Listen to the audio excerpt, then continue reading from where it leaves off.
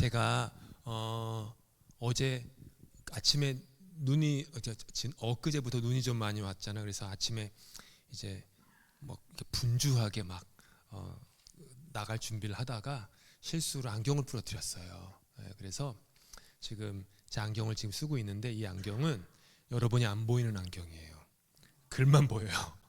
저기 다른 안경이 있는데 저거는 운전용 옛날 쓰던 안경, 보이지가 않아요. 그래서 여러분의 얼굴이 안 보이는 게 은혜인지 아닌지는 모르겠지만 아무튼 그렇습니다. 그래서 제가 약간 흐리멍텅하게 여러분을 쳐다봐도 이해하시면 좋겠어요. 목사님이 안 보이는구나 내가. 그렇지만 이렇게 아무튼 그렇습니다. 그래서 양해해 주시면 감사하겠어요. 오늘 우리 주신 하나님 말씀 먼저 함께 읽고요. 함께 온유에 대해서 보여드리도록 하겠습니다. 함께 좀 길이가 있으니까 오늘은 저와 함께 교독하시겠죠. 제가 먼저 읽고 차례대로 읽겠습니다. 너희를 박해하는 자를 축복하라. 축복하고 저주하지 말라. 즐거워하는 자들과 함께 즐거워하고 우는 자들과 함께 울라. 서로 마음을 같이하며 높은 데 마음을 두지 말고 도리어 낮은 데 처하며 스스로 지혜 있는 채 하지 말라. 아무에게도 악을 악으로 갚지 말고 모든 사람 앞에서 선한 일을 도모하라. 할 수 있거든 너희로서는 모든 사람과 더불어 화목하라. 예, 사랑하는 자들아, 너희가 친히 원수를 갚지 말고 하나님의 진노하심에 맡기라. 기록되었을 때 원수 갚는 것이 내게 있으니 내가 갚으리라고 주께서 말씀하시니라. 네 원수가 줄이거든 먹이고 목마르거든 마시게 하라. 그리함으로 네가 숯불을 그 머리에 쌓아 놓으리라. 악에게 지지 말고 선으로 악을 이기라. 아멘. 로마서 읽은 이 말씀이 전부 다 온유에 대한 말씀이에요. 듣기는 쉽지만 행하기는 어렵습니다. 어렵다라는 것은 우리 힘으로 할 수 없다라는 거고요. 우리 안에 성령이 임재하면 할 수 있어요. 어떻게 보면은 더 마음이 가벼울 수 있어요. 내가 해야 된다라고 하면은 저는, 여러분 어떤 보지, 저는 굉장히 부담스럽거든요.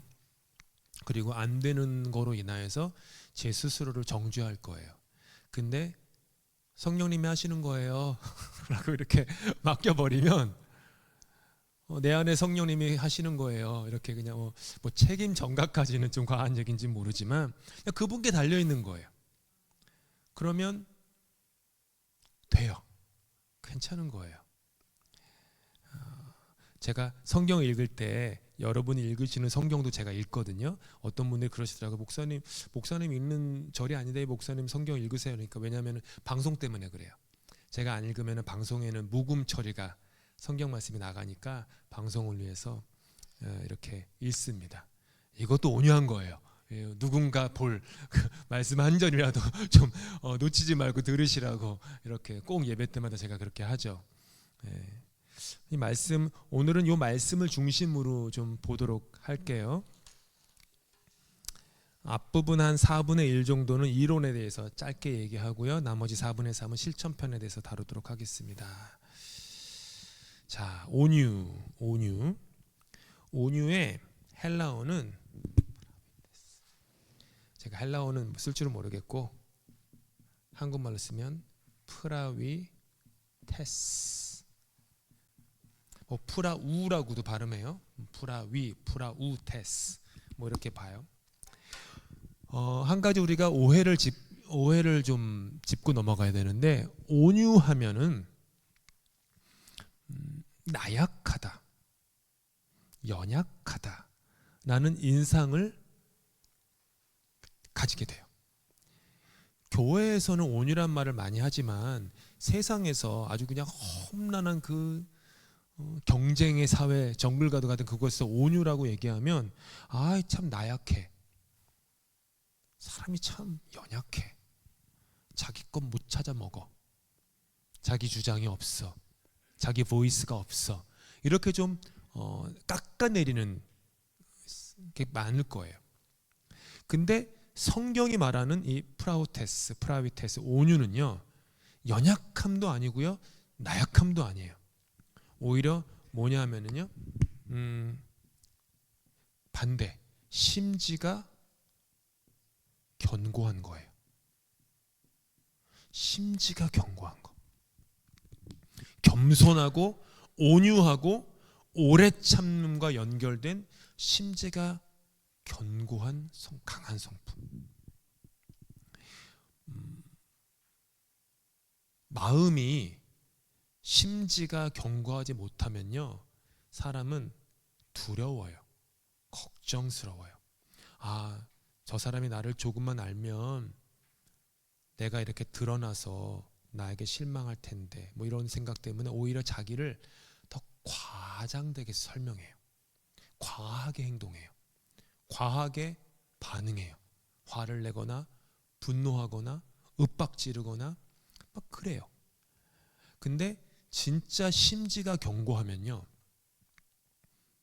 별로 그런 거, 사람들의 인정이나 사람들의 시선이나 혹은 저 사람이 나를 싫어하면 어떡하지라고 하는 어떤 그런 어떤 구걸하는 마음, 그런 게 없어요. 그냥 괜찮아요. 당당해요. 든든해요.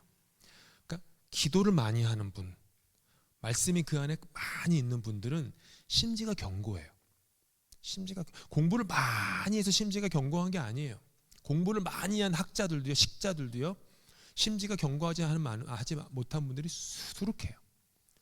근데 정말로 주님께 무릎 꿇고 말씀과 성령의 체험 가운데 하나님이 나와 함께 하셔, 그 체험이 있고 그 은사의 경험이 있으면요, 왠지 모르는 당당함과 용기가 있어요. 심지가 견고한 거예요. 하나님이 주시는 거예요. 내가 하는 게 아니라. 그래서 우리는 온유는 이거예요. 이게 큰 오해를 풀어야 돼요. 아, 온유하면은 영어로 이제 뭐 수줍, 티미드하다고, 사람이 좀 수줍거나 티미드, 쭈삣쭈삣한다고 뭐 이렇게 생각하는데 아니에요. 온유한 자는 강한 자예요. 심지가 견고한 자예요. 그러니까 교회에서 혹시 이렇게 관계 속에서 어떤 분이 여러분에게 온유한 모습이 아니라 좀 이렇게 싸납게 하거나 좀 이렇게 뭐 좀 속을 싹싹 긁는 그런 거 있으면요, 그냥 불쌍히 여기시면 돼요. 아, 연약하시구나. 심지가 견고치 못하시구나. 불안하신가 보다. 걱정이 많으신가 보다. 이렇게 생각하시면은 100에 99는 맞아요. 그러면 돼요. 그리고 내가 만약 그런 행동을 하면, 아, 내가 지금 뭔가에 쫓겨가지고 내가 뭔가 나답지 않네. 내가 뭔가 심지가 지금 견고치 못해가지고 쓸데없는 말을 내가 하고 쓸데없는 감정을 내가 토하고 있네. 혹은 감정 보이진 않아도 마음속에 이렇게 좀 뭐라고 할까요? 좀 삐지거나 상처를 받거나 이러고 있네. 아, 다 그럼 주님께 돌아갈 때예요. 그때는 주님, 제 마음이 이렇습니다. 저의 마음을 다시 경고케 해 주시옵소서. 온유는요, 하나님 앞에서 하나님 앞에 온유할 수 없는 자신의 부족을 인정하는 태도예요. 그게 온유예요. 젠틀네스. 주님, 오직 찬양 고백은 내 안에 선한 것이 없습니다. 주님. 그 부족을 인정하는 거예요.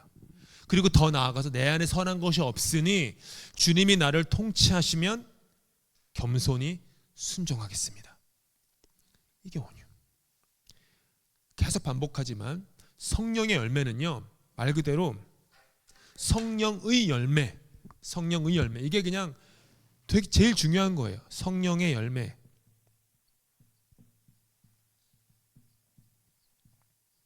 성령의 열매예요. 내가 맺는 열매가 아니라 내 안에 내주하시고 내재하시는 성령님께서 맺어 나가시는 열매가 온유예요. 내가 맺는 게 아니라는 거예요. 그러니까 성령의 온유함을 얻기 위해서 내가 온유해야지 한다고 되는 게 아니라 성령님과 가까이 지내시는 거예요. 성령님과 친구 되는 거예요. 성령님께 간구하는 거예요. 성령님, 제가 이렇습니다. 제 마음이 이렇습니다. 제 마음 다 돌봐주시고 제 마음이 뭔가 이렇게 좀 안정적이지 못합니다. 제 마음이 자꾸 요동칩니다. 그러니 제 마음을 제 안에 성령의 열매, 당신의 열매를 주시옵소서. 내가 내 노력으로 할 수 없습니다. 이렇게 이게 있는 거죠. 예수님께서 하신 유명한 말씀 있잖아요. 뭐죠? 심령이 가난한 자가 복이 있고 온유한 자가 복이 있다고 했어요. 그렇죠?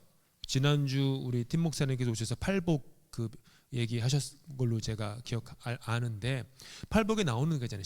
심령이 마음이 가난한 자, 온유한 자. 그 온유한 자가 복이 있어요. 하나님의 약속이에요. 싸나운 자에게 복이 없습니다.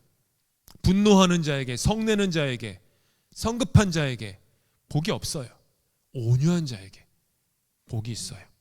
왜냐하면 하나님이 온유를 통해, 온유한 그 가운데 그게 하나님의 나라이기 때문이에요. 세상에서는 온유함으로 칭찬받지 않지만 하나님의 나라에서는 온유함이 하나님 나라의 질서예요. 세상은 자기를 높이는 자가 높아지지만 하나님의 나라는, 여러분 이게 성경에 나오는 하나님의 나라가 있어요. 하나님의 나라. 이게 어떤 나라냐 하면 전복. 이게 먹는 전복 아니에요. 전복. 그 영어로 하면 reverse. 전복됐다. 뒤집혔다. 마태, 마가, 누가, 요한 복음에 줄기차게 마태와 마가와 누가와 요한이 예수 그리스도 통해서 보았던 하나님의 나라는 세상의 질서가 전복되는 나라. 그거예요. 자기를 높이는 자가 높아지는 게 세상이지만 그게 전복돼요. 자기를 낮추는 자가 높아지는 거. 세상은 자기를 살리는 자가 생명을 부지하지만 하나님의 나라는 전복돼요. 뭐예요? 죽고자 하는 자가 사는 나라. 세상에는 부한 자가 행복한 사람이지만 하나님의 나라에서는 가난한 자가 복이 있는 나라. 전복되는 것. 이 전복. 이런 점에서 예수 그리스도가 보이신 하나님 나라의 삶을 우리는 따라가는 거죠. 예수님은 하나님의 본체셨는데 스스로를 비워 종의 형체를 가지고 십자가에 죽기까지 복종하셨다라고 빌립보서는 선포해요. 그리고 예수님은 우리에게 이렇게 말씀하세요. 나는 마음이 온유하고 겸손하니 내게 배우라. 예수님께서 배우라고 하셨어요. 뭘 배워요? 나는 나의 마음을 배워라. 온유한 마음을 배워라. 그러면서 예수님은 사셨던 그 삶, 그 온유로 가득한 그 삶, 성탄절 다가오고 있어요. 성탄절에 우리가 보는, 교회 안에서 보는 모든 이미지들을 한번 떠올려 보세요. 말구유, 아기, 쫓기는 부모와 아기, 동방박사, 목동, 아무도 없는 베들레헴, 자라신 곳은 뭐 지명사전에도 등재되지 않은 아무도 모르는 나사렛. 모든 게 뭐죠? 다 온유, 겸손. 시작부터 온유와 겸손으로 성탄절은 시작됐고 그분의 사순절과 고난주간은 온유와 겸손으로 끝났어요. 그게 그분의 삶이. 그리고 우리는 그분을 주는 그리스도시요 살아계신 하나님의 아들이요 나의 구세주입니다. 그분 당신을 따라가겠습니다. 온유와 겸손을 배워야 되는 거죠. 실천을 보면 로마서 12장 말씀은 이 온유의 열매가 가장 극명하게 드러나야 할 상황에 대해서 드라마틱하게 설명해요. 즉 박해의 상황, 관계에서 갈등이 있을 때 혹은 분쟁이 일어날 때의 상황, 거기에 대한 지침이죠. 첫째, 핸드아웃에 제가 썼을 거예요. 박해하는 자를 축복하라고 해요. 박해하는 자를 축복해라. 그렇게 하십니까? 하실 거예요. 나를 박해하는 자, 나를 핍박하는 자를 축복하는 것. 이거를 다르게 보면은요, 어떤 일에서든 비폭력적인 대응을 하라라는 뜻이에요. 언어이건 행동이건 폭력적이어서는 안 된다 라는 거예요. 우리가 사는 세상은요 공격적이에요. 예전에 몇 년 전에도 제가 아마 주일 강단에서 얘기했던 것 같아요. 세상이 참 공격적이다. 근데 더 제 마음을 좀 그렇게 때리는 건 교회가 참 공격적이다. 어느 순간 기독교가 참 공격적인 종교가 됐다. 강단에서 선포되는 메시지도 공격적이고, 그러니까 제가 순화해서 공격적인 거고요. 솔직히 이제 폭력적이다는 뜻이에요.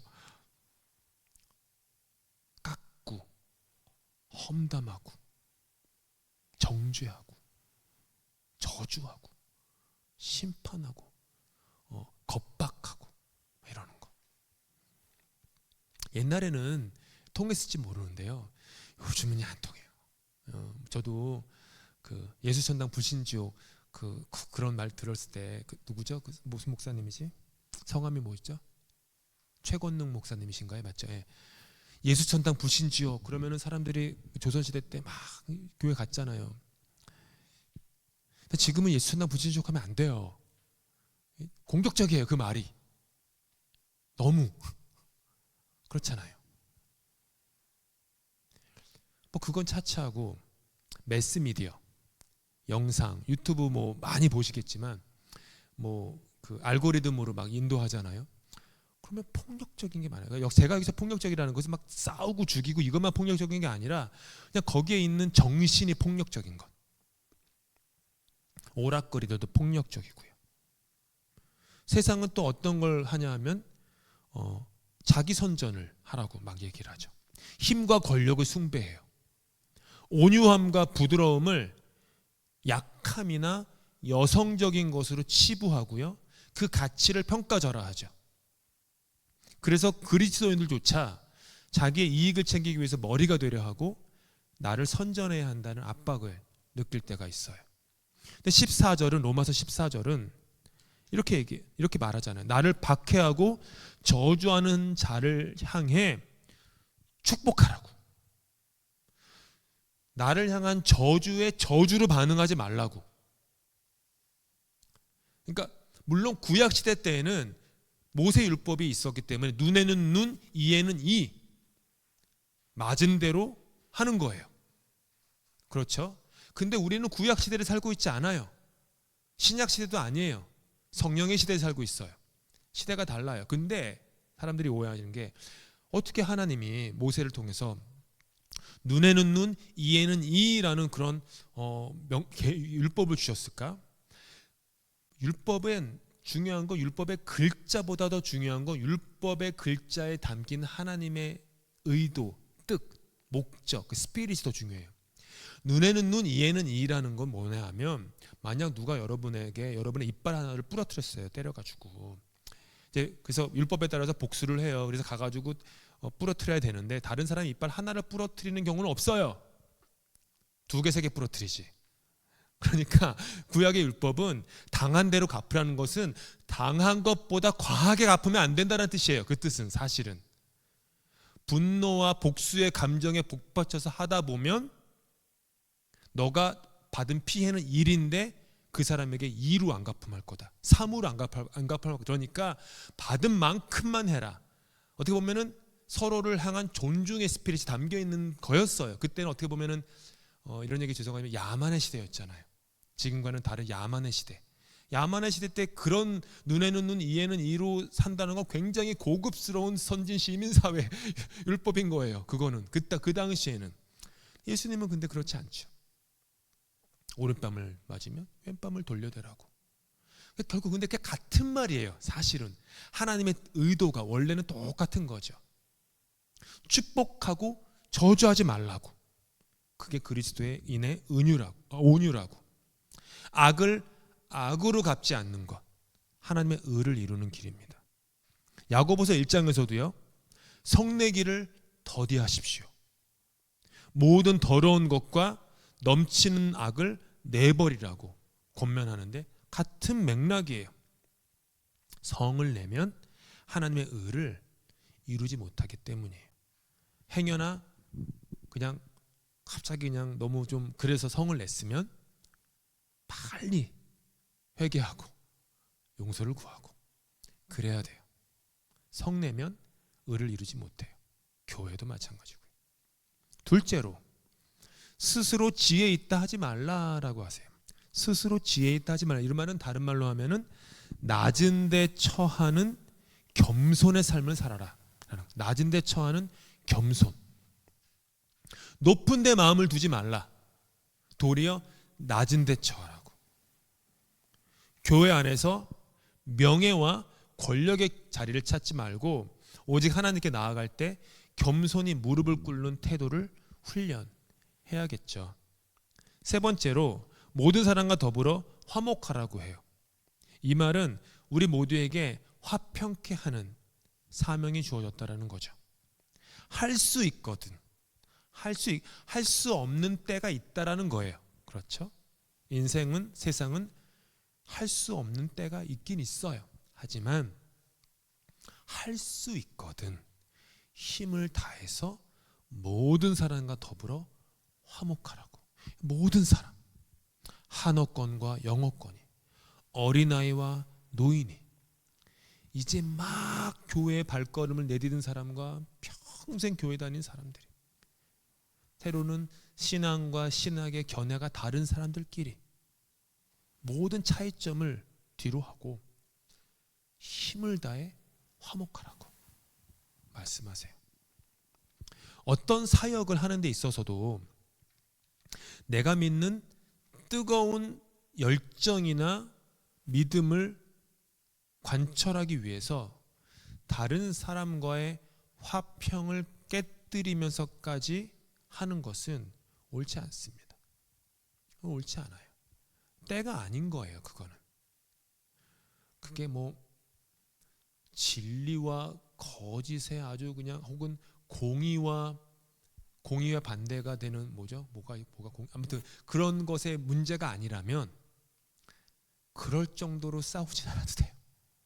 또 우리가 뭐 당회에서건 뭐 권사님들이 모이시건 뭐 이렇게 혹은 구역에서 모이시건 뭔가 좀 의견이 갈라지는 게 뭐 공의와 정의 뭐 이런 이슈 아니잖아요.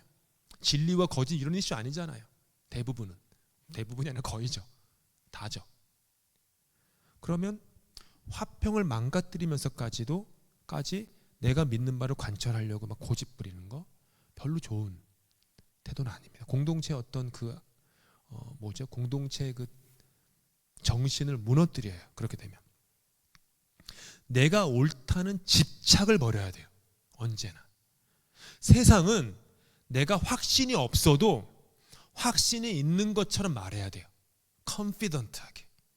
그래서 막 어깨 피고 내가 되게 케이팝을 하고 내가 뭔가 자신 있어라고 이렇게 보여야 돼요. 그런 사람 보면 저 사람은 참 포스처가 좋고 사람이 컨피던스가 있고 확신이 있다 하면서 막 칭찬하고 돈도 더 주고 승진도 해요. 하나님 나라는 그렇지 않아요. 바울이 왜 그리스도인들을 핍박하는 사울의 삶을 살았습니까? 내가 옳다라고 하는 집착에 빠져서 그래요. 누군가를 공문서를 받아가지고 수백 킬로를 쫓아가서 감옥에 집어넣을 정도의 열정을 가졌다면 그게 얼마나 큰 열정입니까? 확신입니까? 그러니까 바울이 가진 자기 옳음, 자기 의에 대한 집착이 그를 하나님으로부터 멀어지게 했어요. 근데 그는 한 번도 의심하지 않아요. 내가 지금 이 일을 하는 거는 하나님을 위한 거야. 바울이나 사울이었을 때 단 한순간도 의심하지 않았어요. 이거는 하나님을 위해서 내가 일을 하는 거야. 하나님의 나라를 위해서 나는 지금 그리스도인들을 잡아가두는 거야.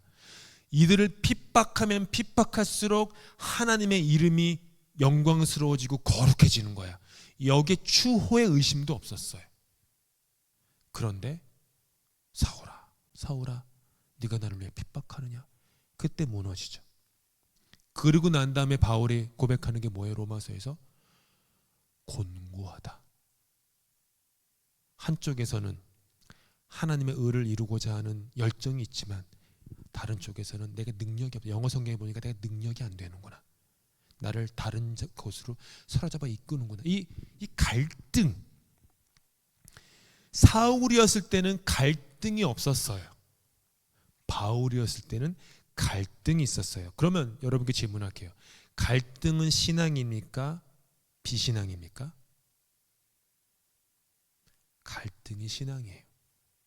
우리는 흔히 갈등하면 내가 신심이 없다, 기도가 부족하다라고만 생각해요. 아니에요. 바울의 삶을 보세요. 아브라함의 삶을 보세요. 야곱의 삶을 보세요. 계속 갈등했어요.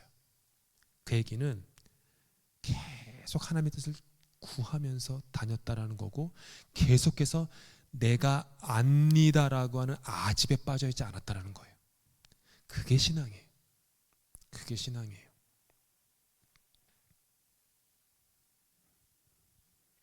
원수 갚는 거 19절. 하나님의 소관이다. 내 소관이 아니다. 꼭 명심하십시다.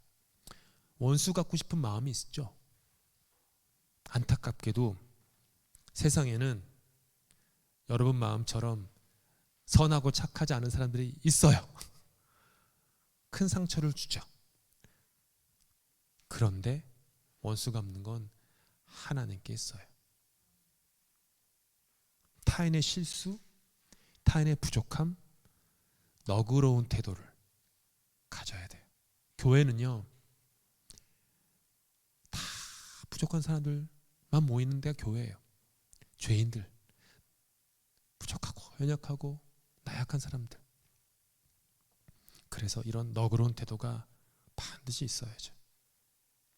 런던 한인교회를 볼 때 뭐 같은 내용이긴 하지만 보면 구체적인 실천의 내용을 보면 먼저 감정의 영역을 한번, 언어의 영역, 감정의 영역을 한번 생각해 보세요. 언어를 볼까요? 듣기는 속히 하십시오. 왜요? 하나님이 여러분에게 2개의 귀를 주셨기 때문이에요. 말하기는 더디하십시오. 왜요? 하나님은 여러분에게 입을 하나만 주셨기 때문이에요. 말하는 게 듣는 것보다 50%여야 됩니다. 2분의 1은 돼야 돼. 2분의 1이어야 돼요. 듣는 것보다 말하는 게 많으면 안 돼요.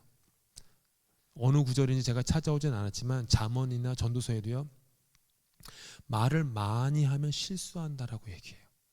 꼭 그래요. 말이 많으면 실수가 있어요. 그래서 지혜서에서는 말이 적은 사람이 지혜자다. 말을 아껴라. 말을 아껴라. 교회는 말을 아껴야 돼요. 저를 포함해서. 저 설교할 때만 말하고 웬만해서 말을 아껴야 돼요. 가만히 말을 아껴야 돼요. 가만히. 그 디모데교회 목회할 때 김인기 목사님이 저한테 자주 하시던 말씀이 있어요. 뭐냐면, 손 목사, 우리 교회는, 디모데 교회는 말없이 묵묵하게 신앙의 길을 걸어가는 어른들이 많은 교회야. 그냥 교회를 보면 말이 많은 몇 사람들이 교회 의견, 아젠다를 다 점유하고 그분들이 막 뭘 하는 것 같은데, 아니, 가만히 있는 어른들, 어르신들, 그분들이 많아. 그래서 흔들리지 않아. 교회는. 그런 얘기는 많이 해요. 여러 번 하셨어요. 10년 목회하는 동안에. 우리 교회도 그런 것 같아요. 공동체가 건강하려면 그렇게 묵묵하게 있는 어른들, 그 나이가 많다고 어른이 아니라 그런 엘더, 성경이 말하는 엘더는, 장로는 그거죠. 그런 어르신, 어른들. 젊은 사람들도 그런 어른이 될 수 있죠. 그러면 교회는 묵직하게 걸어가요. 막 이렇게 찰랑찰랑찰랑한다는 일들이 있어도 그 밑바닥에 묵직한 흐름들이 있으면 꿋꿋이 걸어가는 거죠. 그게 교회에 하나님 주시는 강함이죠. 나를 오해하고 짜증나게 하는 사람이 있으면요, 축복부터 먼저 하십시오. 그리고 기도하십시오. 모든 것을 기도로 돌리셔야 돼요. 저를 포함해서 모든 것을 기도로 돌리십시오. 돌리는 게 중요해요. 무엇을 하건 하지 않건 먼저 기도하고 주님께 물어보는 습관, 그게 참 중요해요. 저한테 와가지고 이런저런 걸로 이제 가정에서의 갈등이나 관계나 이런 걸로 이제 상담하거나 기도 요청하는 교인들이 있으시잖아요. 근데 제가 언제 참 은혜를 받냐 하면, 목사님 제가 마음이 지금 너무 요동하는데 목사님 제가 기도할래요. 제가 지금 이 감정을 지금 말하지 않을래요. 내 남편에게, 내 아내에게, 혹은 뭐 교우에게 말하지 않을게요. 내가 기도할게요. 그럼 저는 좋아요. 한 일주일쯤 금식 기도하시잖아요. 더 기도하라 그쵸? 뭐 도전하고 그러는데, 그럼 금식 기도하시고 잘못한 일이 혹시 드러나면 온유한 심령으로 바로잡아주는 것. 듣지 못하면 할 수 없지만 우리가 할 수 있는 건 해야겠죠. 갈라디아서 6장 1절 말씀 함께 읽을까요? 시작. 형제들아, 사람이 만일 무슨 범죄한 일이 드러나거든 신령한 너희는 온유한 심령으로 그러한 자를 바로잡고 너 자신을 살펴보아 너도 시험을 받을까 두려워하라. 온유한 심령으로 모든 것을 하라. 두 번째로는 15절 말씀을 실천하시는 거예요. 우리 함께 뭐라고 돼 있어요? 즐거워하는 자들과 함께 즐거워하고 우는 자들과 함께 울라고. 근데 우리는 반대로 해요. 즐거워하면은 안 입고 와요. 울면은 아유 꼬였어요. 그러면 안 돼요. 타인과의 관계에 이 영적인 원칙을 가지는 거예요.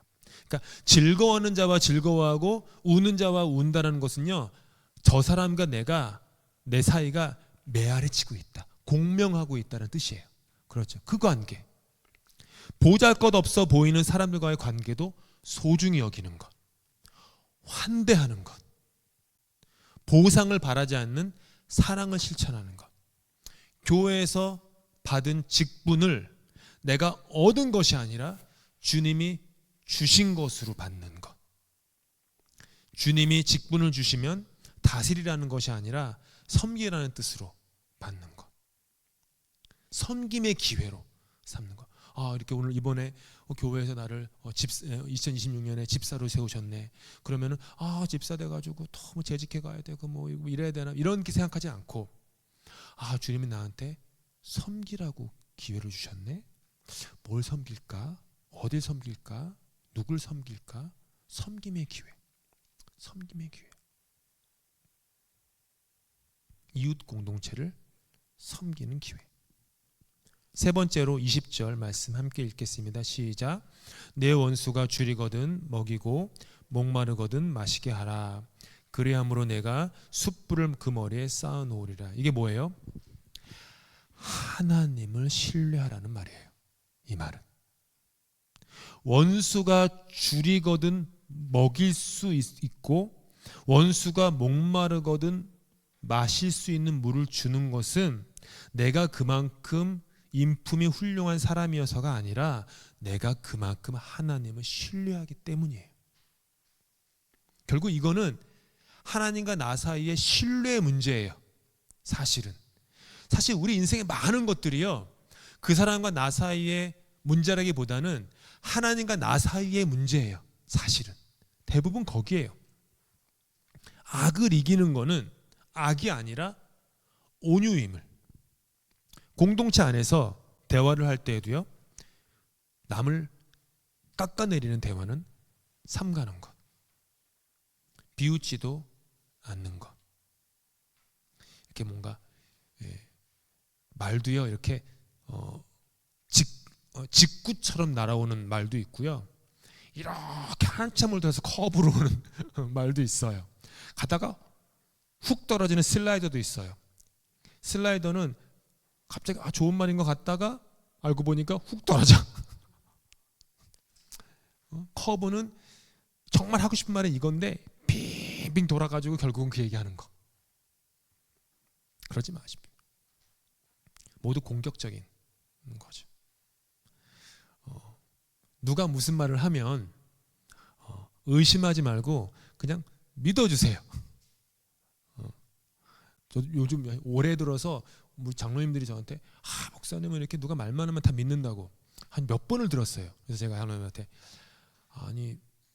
믿어드리고 나중에 뭐 속았다라고 하는 게 낫지. 처음부터 에이 하고 의심부터 하고 하는 것보다는 무조건 믿고 나중에 속는 게 더 낫다고. 믿어 드려야죠. 농담도 믿어요. 그래서 뭐 그게 나아요. 훨씬 나아요. 사랑하는 성도 여러분, 온유는요 성령의 열매예요. 온유는 그리스도께서 우리에게 주시는 성령의 능력이에요. 예수께서 우리에게 성령의 능력으로 그렇게 살 수 있다라고 하신 거예요.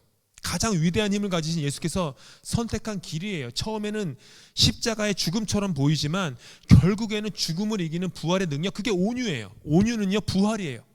온유는요 꼭 잊지 맙시다. 처음에는요 십자가로 보여요. 아, 내가 온유하면 다 손해보는 것 같아요. 피해보는 것 같아요. 나만 바보 된 것 같아요. No. 3일이 지나면 내가 행했던 온유는 부활이 될 거예요. 교회도 마찬가지예요. 교회도 마찬가지예요. 세상의 방식을 따르지 말고요. 하나님께 맡기십시오. 하나님이 나를, 이게 결국은 이게 모든 게 뭐냐 하면 믿음의 문제예요. 믿음. 내가 하나님을 믿느냐, 여기에 달려있어요. 내가 하나님을 믿으면 온유해요. 왜요? 성령이 헬라어로 파라클레트라고 그래요. 파라클레트. 뭐 성령이 클레트, 푸뉴마 이렇게 호흡 후하고, 그것도 푸뉴마도 성령이지만 파라클레트도 성령이에요. 이게 보혜사, 이걸 보통 보혜사라 그러죠. 보혜사의 뜻이 뭐예요? 지금 우리 현대인의 말로 하면은 변호사예요. 성령은 변호사. 뭐예요? 성령은 나의 억울함을 변호하시는 분이에요. 억울하실 때 있을 거예요. 손해볼 때 있을 거예요. 확 들이받아야지 성이 찰 텐데 들이받지 못해가지고 후회할 때도 있을지도 몰라요. 그리고 그냥 계속 뭔가 피해본 것 같은. 근데 잊지 마세요. 성령이 우리 안에 거하시고 그 성령님께서 나를 변호하세요. 아멘이 없으시네. 성령님이 변호하시는데 자꾸 내가 변호하려고 하지 말고 성령이 변호하세요. 그분이 나의 보혜사, 파라클레토스 뭐 이렇게도 얘기하는데요. 변호사이니 그분께 맡기는 거예요. 하나님의 공의, 하나님의 정의가 이루어지리라. 내가 부족했으면, 내가 죄를 지었으면 내 안에 있는 성령님이 나를 찌르시고 회개케 하실 것이고, 또 내 안에 믿음으로 행했던 온유가 있으면 시간이 지나 부활의 자리로 갈 수 있게끔 성령님께서 인도하시겠죠. 21절 말씀 마지막으로 읽고 마치겠습니다. 21절 시작. 악에게 지지 말고 선으로 악을 이기라. 악에게 지지 마십시오. 선, 온유함으로 악을 이기십시오. 우리의 온유함은 하나님을 기쁘시게 합니다. 우리가 주님을 따르는 진정한 믿음의 사람이라는 증거이기 때문이에요. 저는 이 우리의 삶과 우리 런던 한인 교회 성령의 열매가 가득하기를 정말 원합니다. 그리고 성령의 열매가 곳곳에 많은 것을 보게 돼요. 어제도 봤어요. 주일에도 보고요. 성령의 열매가 참 곳곳에 가득해요. 흘러넘치기 원합니다. 선으로 악을 이기는, 오직 하나님의 영광과 그분의 이름을 높이는 그런 복된 런던 한인 교회가 되기를 예수님의 이름으로 축복합니다. 기도하시겠습니다. 저희에게 귀한 생명의 말씀을 허락하시고 성령의 열매인 온유의 길을 가르쳐 주신 하나님 감사드립니다. 주님, 오늘 우리는 로마서 12장 말씀을 통해 악을 선으로 이기는 십자가의 능력을 보았습니다. 파라클레토스 되시는 성령님, 저희 안에 충만히 거하셔서 이 말씀을 삶 속에서 살아내게 하여 주시옵소서. 세상의 공격적인 방식을 거부하기 원합니다. 심지어 저희를 박해하고 저주하는 자를 향해 축복하며 기도하는 온유를 우리 삶에 채워 주시옵소서. 저희가 스스로 원수 갚지 않고 모든 것을 공의로우신 주님께 온전히 맡기는 믿음도 허락하여 주시옵소서. 스스로 지혜 있다 하지 말고 도리어 낮은 데 처하며 교회의 직분을 권위 행사가 아닌 섬김의 기회로 삼게 하여 주시옵소서. 저희 런던 한인교회가 즐거워하는 자들과 함께 즐거워하는 교회, 우는 자들과 함께 우는 참된 공동체가 되게 하여 주시옵소서. 우리의 연약함을 아시는 주님, 저희를 굳게 붙들어 주셔서 악에게 지지 않고 선으로 악을 이기는 온유의 승리를, 그 부활을 경험케 하여 주시옵소서.